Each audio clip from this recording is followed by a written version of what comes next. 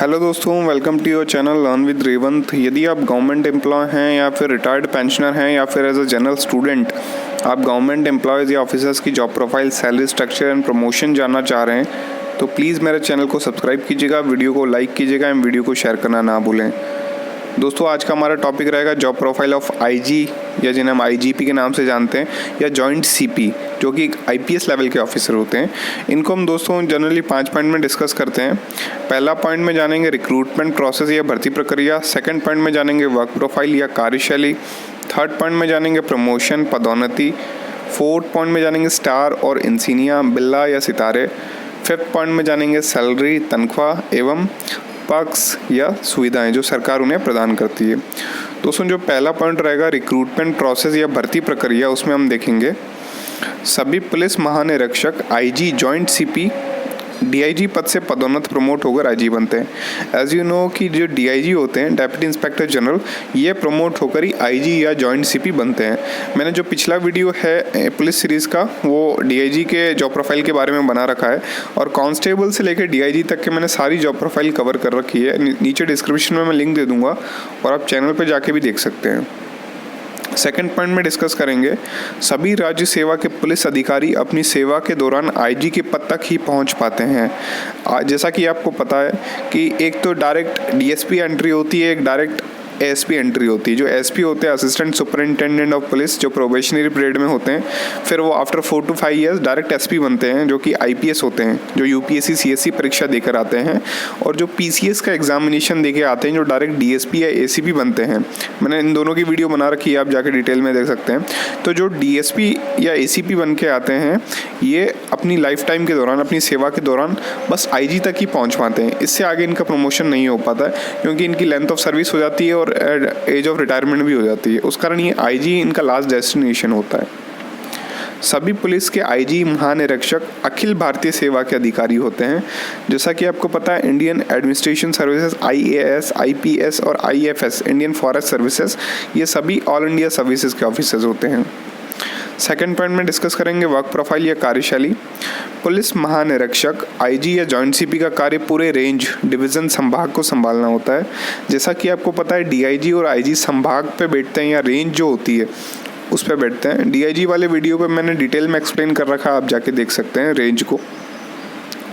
IG या joint CP एक ही rank के अधिकारी हैं। इन्हें अलग अलग जगह अलग अलग नामों से जाना जाता है। जी दोस्तों, ये रैंक एक ही है, सेम रैंक है, बस वो पोस्टिंग अलग जगह होते ही इनका जो डेजिग्नेशन है वो चेंज हो जाता है। आगे डिटेल में डिस्कस करेंगे। आईजी का फुल फॉर्म इंस्पेक्टर जनरल होता है। हिंदी में इन्हें पुलिस महानिरीक्षक भी कहते हैं। आईजी नॉन कमिश्नरेट एरिया में पोस्टेड होते हैं, तो इन्हें आईजी के नाम से जाने जाएंगे या फिर पुलिस महानिरीक्षक के नाम से जाने जाएंगे। जॉइंट सीपी का full form joint commissioner of police होता है। हिंदी में इन्हें संयुक्त पुलिस आयुक्त भी कहते हैं। जी दोस्तों, जो जॉइंट सीपी होते हैं, जॉइंट कमिश्नर ऑफ पुलिस, ये इनकी पोस्टिंग कमिश्नरेट एरिया में होगी। यदि कोई आईजी की पोस्टिंग कमिश्नरेट एरिया में होगी तो वो जॉइंट सीपी के नाम से जाना जाएगा, और हिंदी में क्या कहेंगे, संयुक्त पुलिस आयुक्त। आईजी को सीएपीएफ एवं एनआईए का आईजी भी बनाया जा सकता है। जी दोस्तों, जो इंस्पेक्टर जनरल या इंस्पेक्टर जनरल ऑफ पुलिस होते हैं, आईपीएस लेवल के ऑफिसर, इनको सीएपीएफ का भी आईजी बना सकते हैं। सीएपीएफ में क्या क्या आ गया, सेंट्रल आर्म पुलिस फोर्सेज जो हैं, इनके अंडर आ गए CRPF, central reserve police force, SSB, सीमा सशस्त्र बल, BSF, border security force, AR, Assam rifles, ये सब पैरामिलिट्री जिसे आप कहते हैं, ये सीएपीएफ होती है। जो ऑफिशियल नेम है सीएपीएफ है। तो यहाँ पे भी इन चारों विंग, पांचों विंग में भी इनको आईजी नियुक्त करा जा सकता है। फिर आती है NIA, national investigation agency, NIA, जो कि सेंटर का डिपार्टमेंट है, वहाँ पे भी इनको आईजी नियुक्त करा सकता है।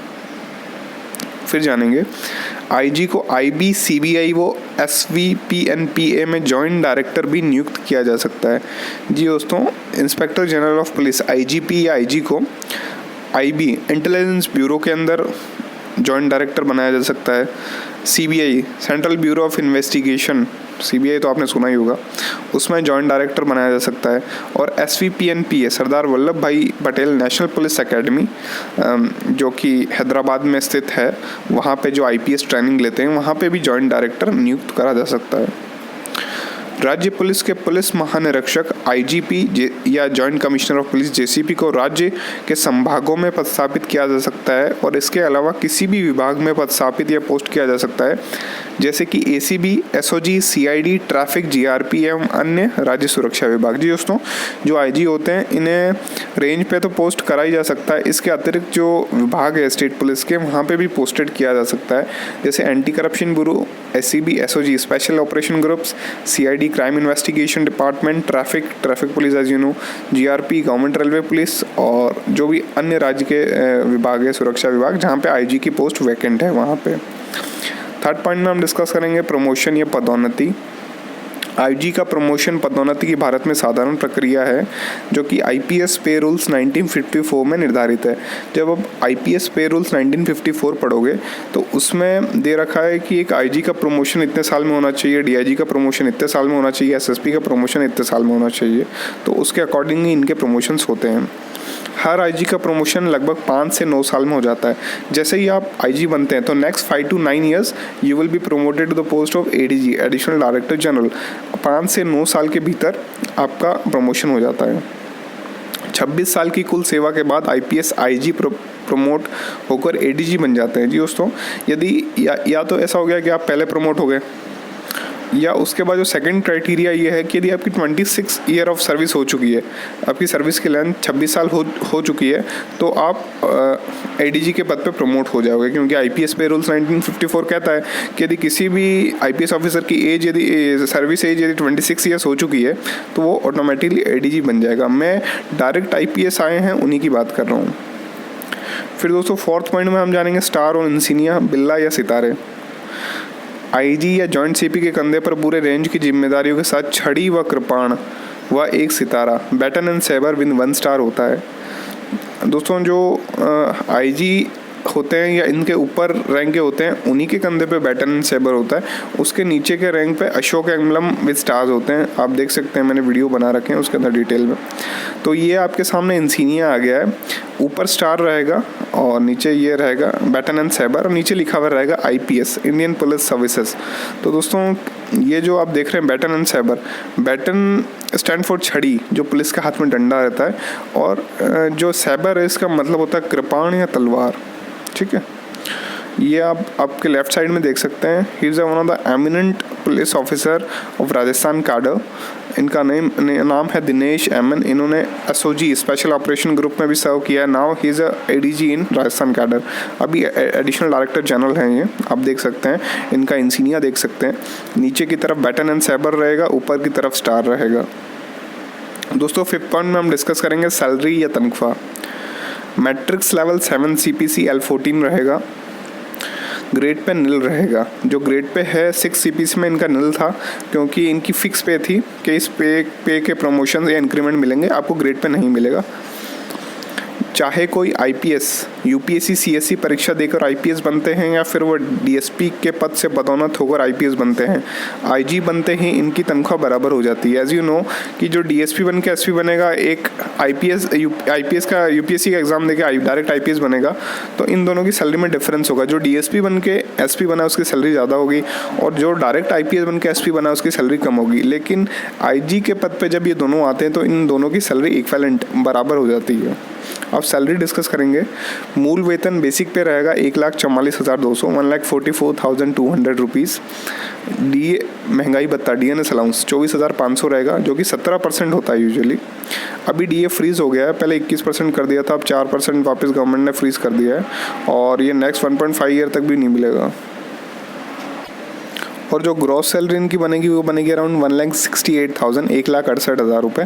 कुछ स्टेट्स में वेरी कर सकता है, यदि कुछ अलाउंसेस नहीं मिलते तो उनकी जगह पे ये आपको यदि या तो फैसिलिटी दे देंगे या फैसिलिटी नहीं मिलेगी तो अलाउंसेस दे देंगे, तो फिर सैलरी थोड़ी ऊपर नीचे हो सकती है। फिर दोस्तों हम जानेंगे डिडक्शंस। जो कटौतियाँ होती है वो होती है यूजुअली 32,000 रुपये की, 32,000 रुपीज़ की। उसमें रहेगा PF प्रोविडेंट फंड 14,000 रुपये, 14,000। CGHS 325 रुपये करते हैं, central government health scheme contribution. फिर central government group insurance scheme 120 rupees. फिर इनकम टैक्स कटेगा 17,000 के आसपास, क्योंकि इनकम टैक्सेबल हो जाती है, हाई टैक्सेबल इनकम है इसलिए। और दोस्तों जो इनकी नेट सैलरी बनेगी वो बनेगी अराउंड 1,36,000, 1,36,000 के करीब। और एक नोट और पढ़ लीजिए, uniform allowance, dress allowance, NHA allowance, DAT are not paid monthly, either they paid on special events और एनुअली। ये जो uniform allowance, dress allowance, national holiday allowance या डीएनएस अलाउंस या ट्रैवलिंग अलाउंस, ये सब जो अलाउंसेज होते हैं ये या तो आपको एनुअली मिल जाएंगे या फिर आपको स्पेशल इवेंट्स पे मिल जाएंगे। फिर दोस्तों जानेंगे पर्क्स टू आईजी या जेसीपी, आईपीएस जो होते हैं। गवर्नमेंट बंगलो, सरकारी आवास मिलता है इन्हें। फिर उनको गवर्नमेंट व्हीकल, सरकारी गाड़ी मिलती है। फिर पेऑन होता है इनके ऑफिस में, चपरासी जिसे कहते हैं। फिर डोमेस्टिक सर्वेंट या जो घरेलू काम करने के लिए सर्वेंट मिलता है इनको, इनके बंगलों पे। फिर इनको पर्सनल असिस्टेंट भी मिलता है, पीए टू आईजी। फिर उनको सीजीएचएस मेडिकल फैसिलिटी मिलती है, जैसा कि आपको पता ही they also contribute to CGHS. तो फिर जो भी सीजीएचएस के एम्पेनल्ड हॉस्पिटल्स हैं वहाँ पे ये फ्री ऑफ कॉस्ट अपना इलाज करवा सकते हैं। फिर ड्राइवर है दोस्तों, ड्राइवर मिलता है इनको। फिर इनको गनमैन मिलता है जो यूजुअली पुलिस के कांस्टेबल्स होते हैं। फिर इनको मिलता है पर्सनल ऑफिस। इनका ऑफिस होता है वो कलेक्ट्रेट से अलग होता है, सेपरेट होता है, और एसपी ऑफिस से भी सेपरेट होता है। और इनको पर्सनल ऑफिस होता है आईजी ऑफिस या डीआईजी ऑफिस। आपके यदि रेंज में आप रह रहे हैं कोई तो आपको पता होगा। दोस्तों वीडियो अच्छा लगा तो प्लीज़ वीडियो को लाइक कीजिए, चैनल को सब्सक्राइब कीजिएगा, वीडियो को शेयर करना ना भूलें। Thank you.